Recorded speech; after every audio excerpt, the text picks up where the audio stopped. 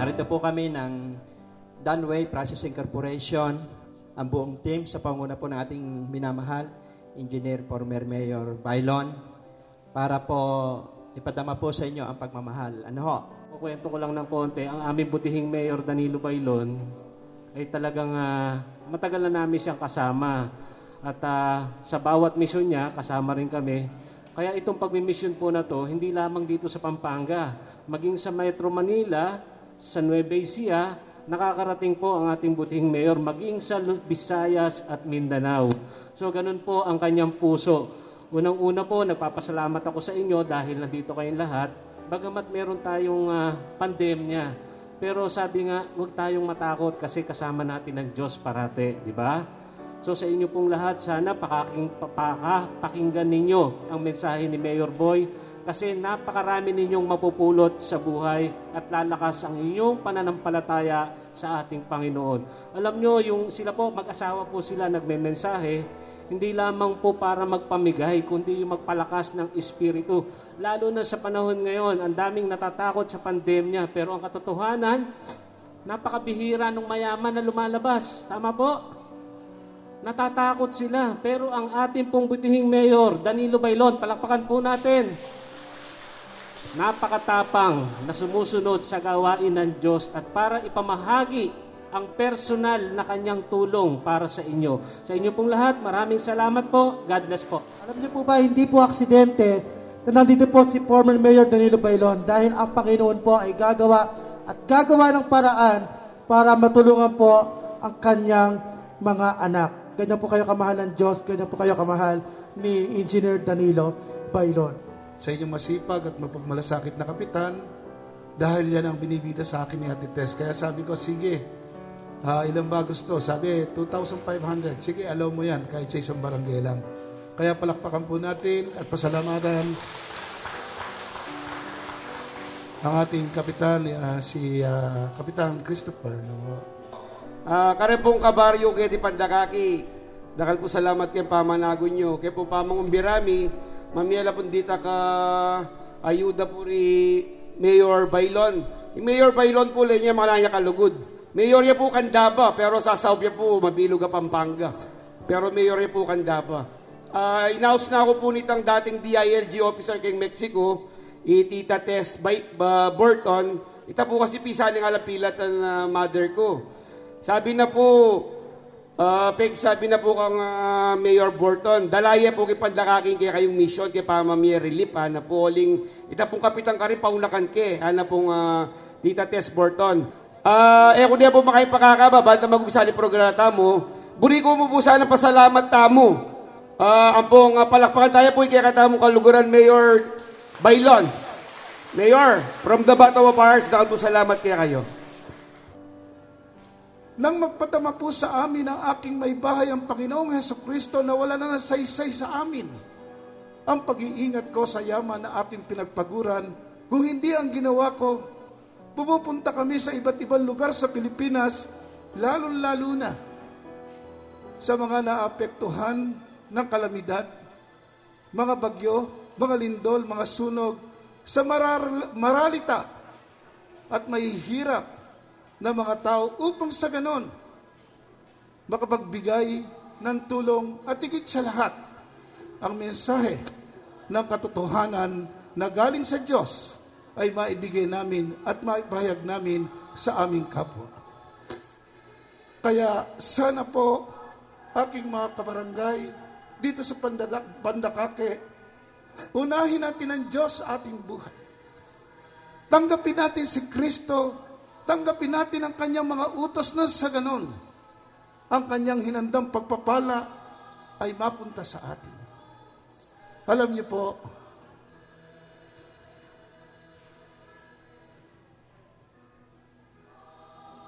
po, kung ang isang boting tubig na ito, puno, di po ba? Puno.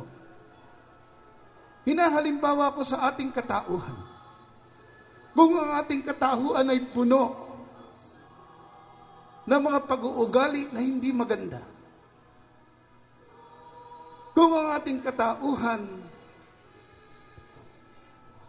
ay maibigin sa mga bagay-bagay na hindi nanggagaling sa Diyos. Tayo ay hindi nagmamahal sa katotohanan. Tayo ay nagsisinungaling. Tayo ay mapagpahalaga sa mga kamunduhan at mahilig sa mga sugal. At naririyan din ang galit, inggit. Sa palagay niyo po, kung puno na maugaling ganito ang ating katauhan, makakapasok kaya ang Diyos sa ating buhay? Makakapasok po kaya ang Diyos sa ating buhay? Kung kapag tayo naghahanap buhay, halimbawa ay nagtitinda tayo sa palengke, nandaraya tayo sa timbangan, makakapasok po kaya ang Diyos sa ating buhay? Kung tayo po ay naghahanap buhay bilang construction workers o factory workers, imbis na tayo magtrabaho, naroon po tayo sa isang kwentuhan at naninirampuri sa ating kapwa, papasok po kaya ang Panginoon Diyos sa ating buhay? Kung ang ginagawa po natin, ang ating kalakasan na ibinigay ng Diyos, sa halip na ating ipagtrabaho para sa ating pamilya, naroon tayo sa lupong ng mga sugalan, sa palagay niyo po kaya makakapasok ang Diyos sa ating buhay? Hindi po. Kaya ano po ang panawagan ng Diyos? Ang nais niya, linisin natin ang ating katauhan, linisin natin ang ating puso, tanggalin natin sa ating katauhan ang mga gawang di mainam na dala ng kalaban ng Diyos, upang kung yan ay wala ng laman at empty na para sa kasamaan o kasalanan, papasok po. Papasok po ang Panginoon Diyos sa atin.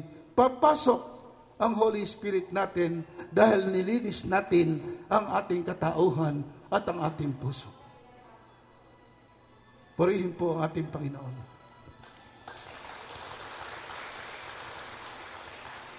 Sa kabila po ng maagang pagkaulila sa Ama, sa pagiging tricycle driver, security guard, at vendor sa magagulong lugar sa Manila, bakit po nabago ang aking buhay?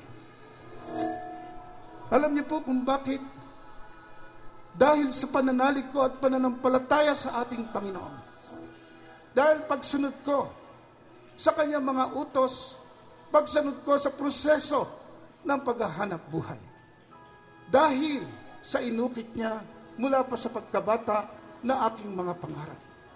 At dahil sa pagbibigay niya sa akin ng kalakasan upang matagalan ang mga sobrang paghihirap, sobrang pagtitiis, pagbabata at mga sakit at kaapihan. At dahil sa nakita niya ang determinasyon ko at pagsunod sa kanya, at maraming sakripisyo, ay binigay niya ang talino kung saan naitayo ko ang malalaking kumpanya na tulad ng Dunway Pressing Corporation, na ngayon ang Dunway Pressing Corporation ay isa sa pinakamalaking kumpanya sa Pilipinas sa supplier ng chicken dito sa ating bansang Pilipinas. Purihin po ang Panginoon. Mga kapatid ko, bakit ko po sinasabi sa inyo? Bakit kailangan ang istorya ng aking buhay ay kwento ko sa inyo? Dahil ang nais ng Diyos, ako'y maging buhay na patotoo sa inyo, na kahit na mahirap ang ating buhay, na kahit na tayo ay walang puhunan, hindi kapintasan at hindi dahilan na tayo ay hindi uunlad sa ating buhay, dahil ang Diyos natin sinasamba ay buhay magpakailanman. Huwag po tayo magsasawa sa paggawa ng kabutihan. Kapag ka ang iniisip natin sa ating kapwa ay pagbibigay, tayo ay nagiging instrumento ng kapayapaan, pakikipagkapwa-tao. Kahit sino pong humarang, ay huwag tayong pahaharang, dahil ang gawain ito ay mula sa Diyos na may kapal.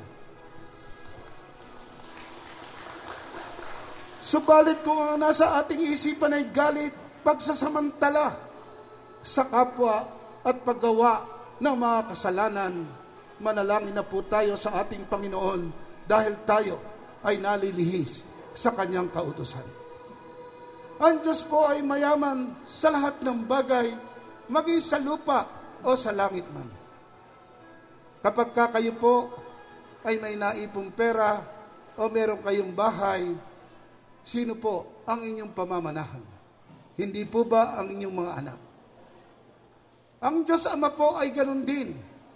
Kung tayo ay susunod sa Kanya, kung tayo ay isa sa buhay natin ang Kanyang mga salita at aral, nangangahulugan po na anak tayo niyan Diyos. At sisiguraduhin ko sa inyo na ang Diyos ang magpapala sa ating mga pagtitiis, sa ating mga ginagawang pagsunod sa Kanya, dahil ang Diyos natin sinasamba ay buhay kailan pa man. Purihin natin ang Diyos. Kailanman po ay hindi sinusukat ng Diyos ang ating maitutulong sa ating kapwa, kung hindi ang sinusukat niya kung ito'y may awa at pagmamahal na walang iniintay na kapalit. At sa takdang panahon ng ating pangangailangan, makakamta natin ang ating mga kabutihang ginawa, na katulad ngayong pandemya na ito, na makikita ng Diyos na kung ano man ang ginawa nating kabutihan sa ating kapwa, kung saan tayo nagigipit, ay may mga pararating na sa atin ay tutulong. Dahil kahit kailan, ang ginawa nating pagpapakatotoo sa Panginoon, ang ginawa nating pagmamahal sa kapwa, ay nakaukit sa kamay ng dakilang amang mahal na kailanman ay hindi lilipas.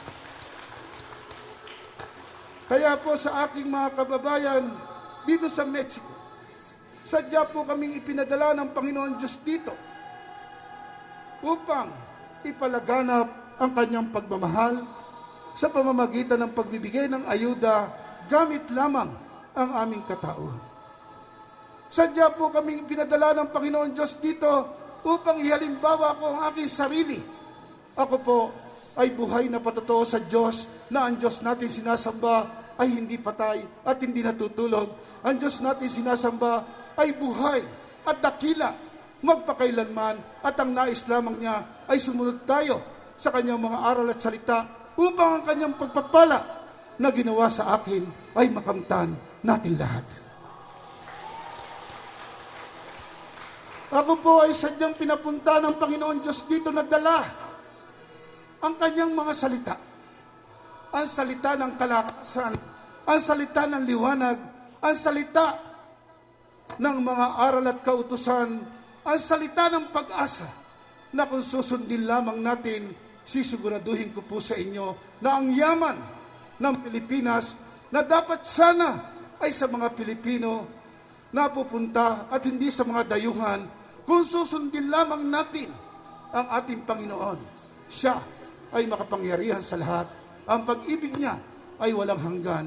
Kailanman, hindi niya tayo pababayaan. Maraming salamat po. Ang pagpapala po ng Diyos, ang Panginoon Diyos ay sumainyo lahat.